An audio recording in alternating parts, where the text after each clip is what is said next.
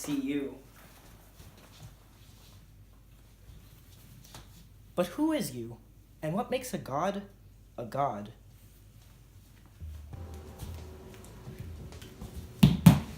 Gods are usually associated with certain attributes, like compassion or altruism, and they are because the people who worship them greatly value those characteristics. Take, for instance, a society that believes oranges are sacred. Their god would reflect this, and would also believe that oranges are sacred or in some way be associated with oranges. So for my purposes, a god or deity is a powerful being that reflects the values or lifestyle of the people who worship it. While reading the story Brave New World by Aldous Huxley, one question stuck with me until the very end, which was, why does the world state think of Henry Ford as a godlike figure? After all, what could he have possibly done to earn him the title of a powerful being? Actually, quite a lot. On the surface, it may seem like Henry Ford was just some guy born in rural. It may seem like he was just some guy born in rural Michigan who got popular because of the cars he made, which is true. However, once you start digging deeper, you start to find some interesting stuff. Let's start at the very beginning. Henry Ford grew up in a farm, but exhibited a great interest in engineering and automotive technologies. He spent a large portion of his spare time tinkering away in a makeshift machine shop he had set up. He eventually built a tractor, or a farm locomotive as the cool kids like to call it. He built it using all scrap parts and a homemade steam engine. From there, Ford's list of accomplishments only increased. By 1893, Henry Ford successfully built a gasoline-powered engine, and so became one step closer to his goal of building a gas-powered vehicle.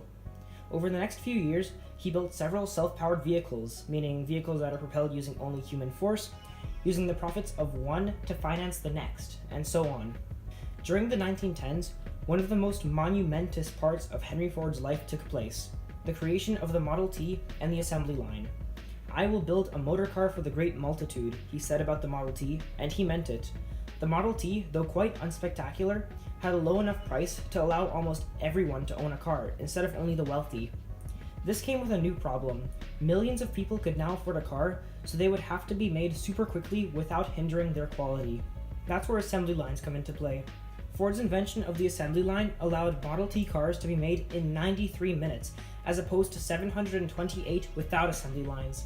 Eventually, it came to the point where assembly lines were churning out one Model T car every 24 seconds. Think about that for a second.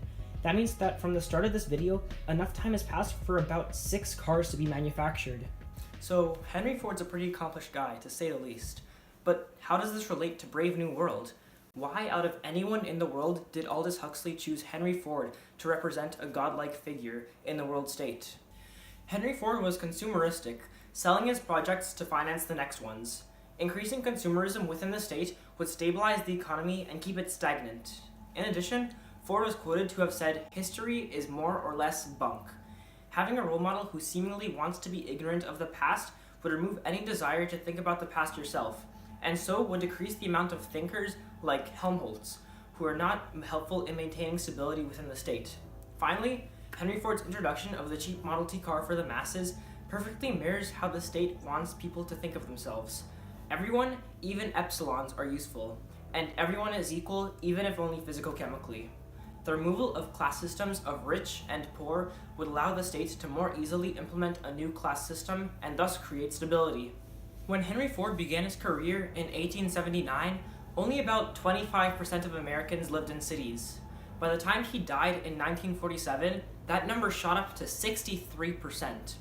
Ford transformed rural America into the urban superpower it is today, much like the world state transformed the uncivilized world into the civilized one that appears in the story. However, once Henry Ford discovered the role he played in creating this change, he wanted nothing more than to reverse it, as he wanted to regain the nostalgia he felt as a child in rural Michigan.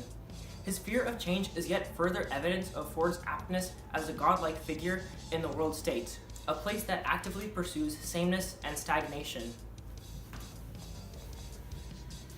For the world state, where even its inhabitants are products, what better deity than Henry Ford?